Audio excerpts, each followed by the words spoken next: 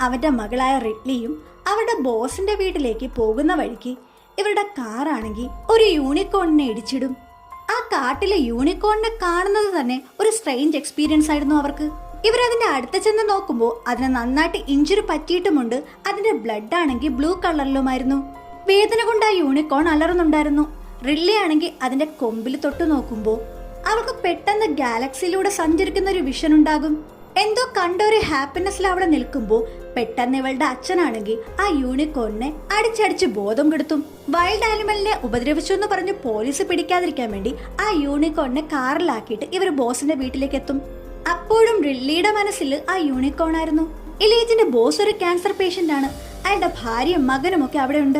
Ridley ചെറിയൊരു പേടിയിൽ പുറത്തെ കാറൊക്കെ നോക്കിയിട്ട് റൂമിൽ ചെന്ന് ഫേസ് ഒക്കെ വാഷ് ചെയ്യുമ്പോൾ അവരുടെ മുഖത്തുള്ള പാടൊക്കെ പോയിരിക്കുന്നു. അതുപോലെ കാഴ്ചയ്ക്ക് പ്രോബ്ലം ഉണ്ടായിരുന്ന ഇലിയറ്റിന്റെ വിഷനും നേരെയായിരിക്കുന്നു.